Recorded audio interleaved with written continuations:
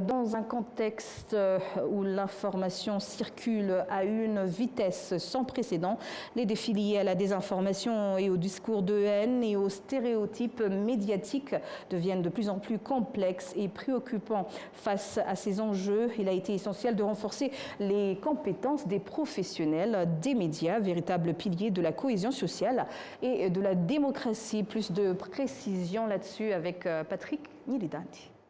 Cette formation comprend une première journée dédiée à la mise en perspective historique des mécanismes de la désinformation, de ses auteurs et de ses narratifs. Le cas du Rwanda sera notamment mis en avant en insistant sur les phénomènes croissants des discours de haine qui se multiplient dans la région des Grands Lacs. Le reste de la formation sera dédié à des exercices pratiques visant à débusquer les fausses informations, en initiant les journalistes à l'utilisation des outils tels que ChatGPT, Transfish d'OpenAI, Chatbot Claude et bien d'autres, ou encore le décodeur du journal Le Monde. Lors de l'ouverture de la formation de ces questions destinées aux journalistes et travaillant pour différents médias au Rwanda, l'ambassadrice de France au Rwanda, Aurélie Royen-Goudin, a souligné que le meilleur moyen de combattre les discours de haine est de dire la vérité, en particulier pour les journalistes, figure de confiance du public. La lutte contre la désinformation et contre les discours de haine qui sont pernicieux, qui fracturent les sociétés, pour nous c'est clairement une priorité dans notre politique dans le monde entier. Et ici, évidemment, au Rwanda, ça prend une dimension particulièrement importante et urgente, alors qu'on voit encore une idéologie mortifère qui existe encore. Donc on a voulu soutenir ce projet de formation avec Médias et démocratie, avec l'organisation des journalistes francophones du Rwanda, pour se dire, voilà, la meilleure façon de lutter, c'est une meilleure formation des journalistes pour une meilleure information du public. Et ce qui est important, c'est que les journalistes doivent être formés, par exemple, au fact-checking pour pouvoir débusquer et dénoncer les informations trompeuses.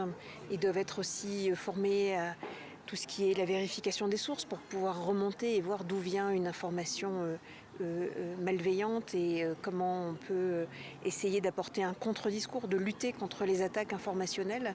Donc tout ça, c'est des éléments techniques, ça s'apprend. Hein. Je pense que pour tous les journalistes, on ne le sait pas forcément par soi. Et vous parliez de responsabilité, je crois que vous avez absolument raison. Oui, la responsabilité de la presse est très grande dans une démocratie parce que le public vous fait confiance. Il sait que vous êtes des journalistes formés, professionnels, avec une éthique professionnelle et que l'information que vous donnent les médias est considérée comme fiable, digne de confiance par rapport à celle qui est sur les réseaux sociaux où n'importe qui peut écrire n'importe quoi. Donc c'est là, et je pense, vraiment une vraie responsabilité de la profession de journaliste qui est lourde, c'est pas simple. Et c'est pour ça que tout ce qu'on peut faire pour aider les journalistes à faire face à cette responsabilité, nous essayons de le faire à la mesure de nos moyens. Effectivement, on a voulu aussi que cette dimension-là soit insérée dans le projet monté en partenariat. C'est pas uniquement notre projet, c'est vraiment un partenariat. Parce qu'il nous semble que et le Rwanda et la France ont fait un choix de miser beaucoup sur l'intégration professionnelle des femmes dans tous les secteurs de la société et que l'égalité, c'est pas inné, ça se travaille notamment dans la profession médiatique, dans la profession de journaliste, pour que les femmes puissent avoir accès à l'ensemble des professions des médias, aux responsabilités, et puis aussi à l'ensemble des sujets, que ce ne soit pas uniquement les questions féminines traitées par des femmes, si vous voyez comment. Donc ça nous paraît important, et puis aussi dans la progression de carrière des femmes. Je crois que la formation telle qu'elle a été conçue par Médias et démocratie et l'OPFR aussi se concentre beaucoup sur la déconstruction des stéréotypes de genre, parce que là aussi c'est un sujet pour lequel les journalistes ont une grande responsabilité, parce que si on entretient des stéréotypes sur les genres, le public va les voir, être habitué, c'est ce qu'il va lire ou écouter quotidiennement. Donc c'était important pour nous d'avoir aussi cette dimension, parce qu'elle est importante aussi pour la cohésion d'une société. Et plus l'égalité homme-femme est grande, et mieux la société se porte, à notre avis. Donc on était content de s'insérer dans cette priorité qui est également celle qui existe dans la stratégie Rwanda 2050 et dans la façon dont les médias rwandais veulent se développer. Le président directeur général adjoint de l'Office rwandais de la gouvernance, RGB, Dr Osengemukiza Félicien, a déclaré que la formation des journalistes contribue à leur professionnalisme et répond aux objectifs plus larges du pays qui visent à fournir aux citoyens les informations nécessaires et les connaissances. La formation de ce genre, c'est une bonne opportunité pour nous journalistes rwandais de pouvoir améliorer leurs connaissances, leur expérience dans la profession du média. Parce que dans le temps, nous avons, comme dans tous les autres secteurs, le secteur du média aussi a été frappé, a été victime des conséquences du génocide perpétré contre les Tutsis en 1994.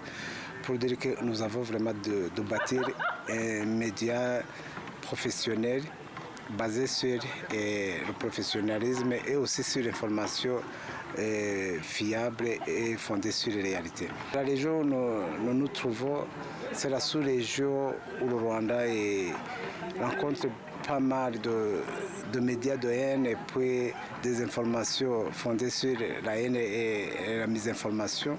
Donc c'est au rôle de nos médias rwandais de pouvoir bâtir et construire un média qui est solide, réel et crédible, fondé sur la réalité. C'est pour ça que cette formation est très importante pour nos journalistes dans tous les domaines. Et j'insiste aussi sur la promotion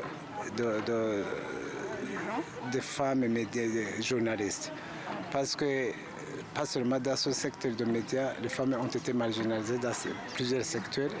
Donc c'est le moment opportun de pouvoir promouvoir les journalistes féminins dans ce domaine pour pouvoir montrer leurs capacités et compétences dans le professionnalisme au même niveau que les garçons.